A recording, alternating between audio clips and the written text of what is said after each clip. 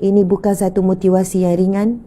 Ini bukan satu kata-kata yang indah untuk dilontarkan, tetapi untuk difikirkan dan untuk diamalkan.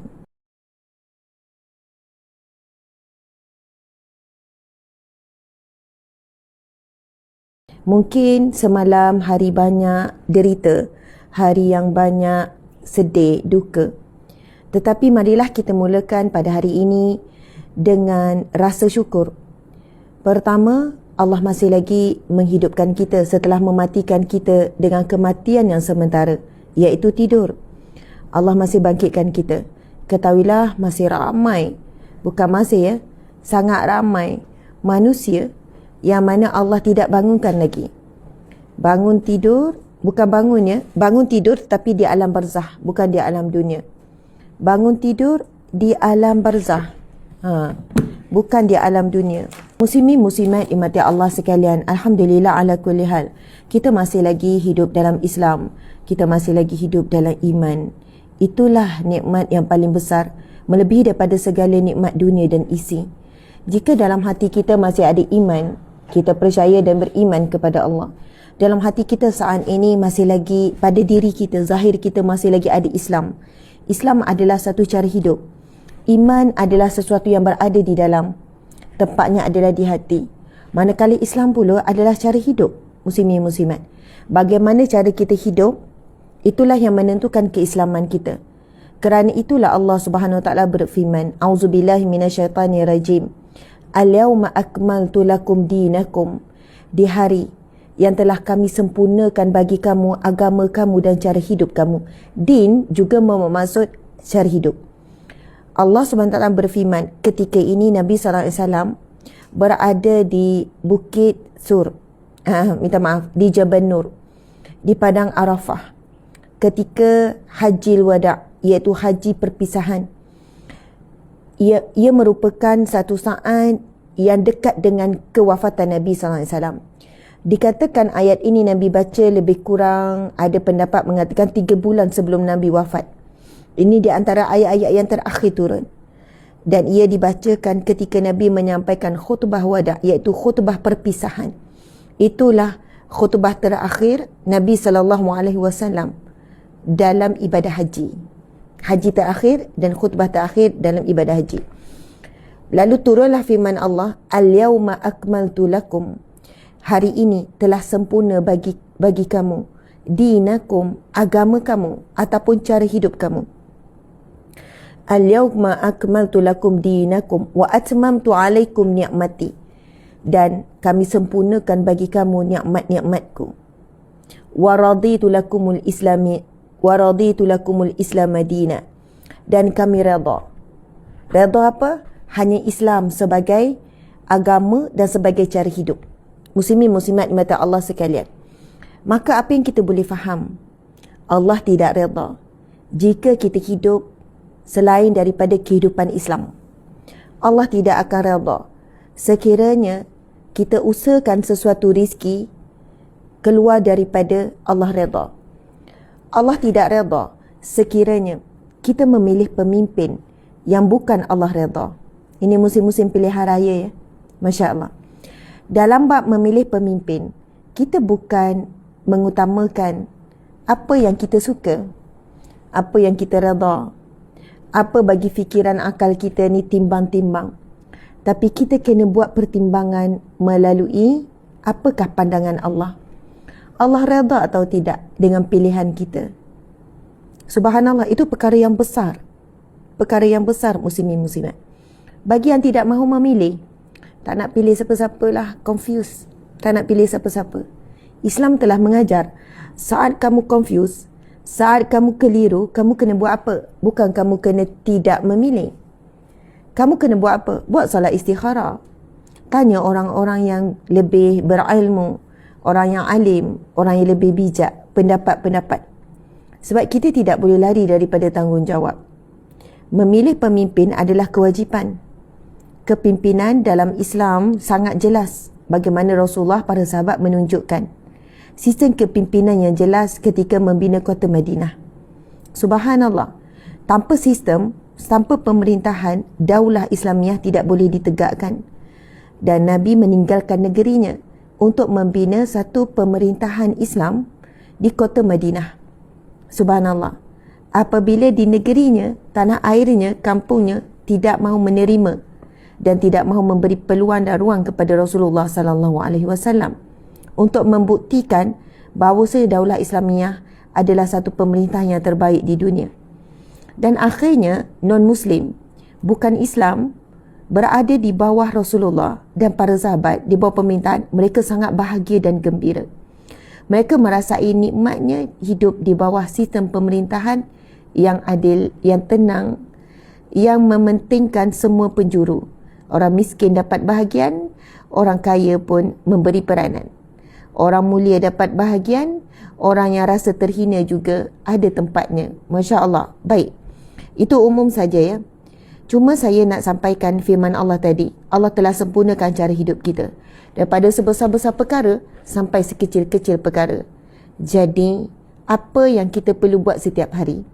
Perlu berfikir, apa yang aku buat ni Allah redha ke tidak? Keputusan yang aku buat ni Allah redha ke tidak? Tindakan yang aku buat ni Allah redha ke tidak? Kalau ikutkan hati, nak buat keputusan macam ni. Kalau ikutkan rajuk hati, nak buat macam ni. Kalau ikutkan fraz down, nak buat macam ni. Tapi Allah redha ke tidak ya? Masya Allah. Insya Allah, bila kita biasa buat keputusan dan tetatannya begitu dalam hati kita, kita akan sentiasa dipandu oleh Allah. Muslimin muslimat akan dipandu. Bukankah kita selalu bertanya, suami suka tak? Mak ayah suka tak? Kawan-kawan suka tak? Majikan suka tak? Ni bos suka tak? Staf suka tak? Kita selalu menimbang, suka tak manusia? Manusia suka tak? Orang ni suka tak? Kalau tak suka, kita kan nak orang suka, jadi jangan buat apa orang tak suka. Tetapi kita biasa tak meletakkan Allah sebagai kayu ukur untuk setiap tindakan, untuk setiap keputusan, untuk setiap langkah yang kita buat. Muslimin muslimat, ini bukan satu motivasi yang ringan, ini bukan satu kata-kata yang indah untuk dilontarkan, tetapi untuk difikirkan dan untuk diamalkan. Masya Allah, Masya Allah. Cubalah mula, kalau satu dua perkara pun kita mula, kita dah boleh rasa perbezaan. Bila kita mula tertanya, Allah redha tak ada keputusan ni? Subhanallah. Bila kita mula tertanya, walaupun dalam hati, Allah itu maha mendengar, Allah perhatikan. Hambaku mula mengambil berat pandanganku. Maksudnya Allah tahu kita mula mengambil berat tentang pandangan Allah. Pakaian aku pakai ni Allah redha ke tak ya? Untuk pergi kerja ni, untuk pergi swimming ni, kalau ikut coach suruh pakai macam ni, macam ni, macam ni. Coach suruh pakai, kau nak berenang sekian-sekian. Tapi Allah redha tak ya? Subhanallah, tuan-tuan sekalian, saya pun belajar berenang kan. Ada coach yang straight, tak bagi, kena pakai pakaian renang juga. Saya ni, tak boleh lah. Walaupun dengan perempuan saja. Lepas tu saya bimbang juga kot-kotlah masa belajar renang tu, tengah berenang-renang tu kan ada ni. Lepas tu kita tukar coach, kita tahu, tapi Allah mudahkan. Kita jumpa coach yang tak apa, nak pakai tudung labuh pun tak apa. Oh, nak pakai baju ni pun tak ada masalah, asalkan tak terselak, asalkan mana yang ni. Walaupun berat sikit, tapi memang berat itu akan membebankan bila kita berenang. Tetapi bila tahu kaedah, bila tahu sekian-sekian, sebenarnya ia tak menjadi isu. Dia boleh saja, boleh saja. Maksudnya, Masya Allah, Allah akan beri jalan keluar.